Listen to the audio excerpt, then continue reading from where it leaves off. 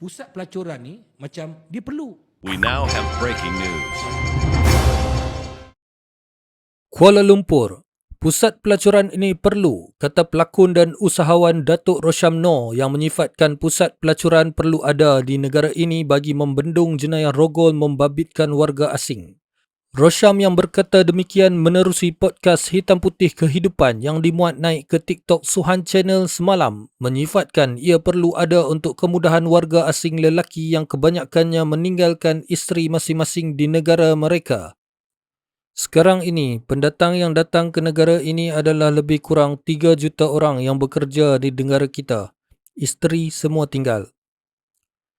Menurut Rosham, kekangan itu akan menjurus kepada pelakuan jenayah seperti rogol dan sebagainya.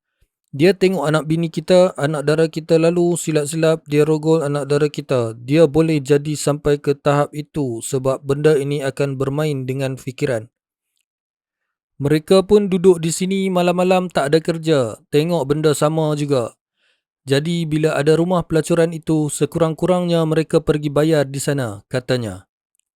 Bagaimanapun, Rosham menegaskan itu hanya pandangan peribadinya dan meminta penonton untuk menilai sendiri.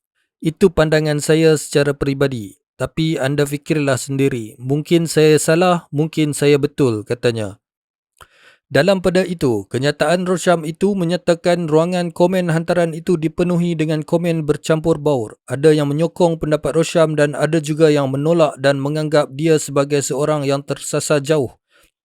Perlukah untuk tambahkan dosa dan tempah tiket ke neraka, tulis seorang netizen. Bahaya pandangan Rosham ini. Masalahnya adalah pendatang-pendatang lelaki itu membenarkan kelab hanya akan menambah lebih banyak masalah, tulis seorang lagi netizen. Itu pentingnya iman seorang suami untuk bimbing isteri dan anak-anak. Ajar anak dengan penuh keimanan. Iman itu tiang agama, komen pembaca. Saya peribadi, tapi engkau orang fikir sendiri ya. Mungkin aku salah, tapi mungkin aku betul. Pusat pelacuran ni macam dia perlu. Perlu macam mana tu? Okey. Sekarang ni, pendatang yang datang ke negara kita ni ada lebih kurang 3 juta. Yang bekerja dekat negara kita ni. Bini semua tinggal ni. Bini semua tinggal. Namanya pun lelaki. Lelaki. Kalau dia tak faham maksud saya? Tak keluarkan. Tak keluarkan, dia nak tonjol kat mana? Dia tengok anak bini kita, anak dara kita, lalu silap dia rogol anak dara kita.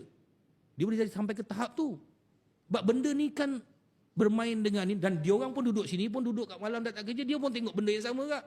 Tengok porno juga. Jadi bila ada rumah pelacuran tu, at least dia pergi bayar kat sana.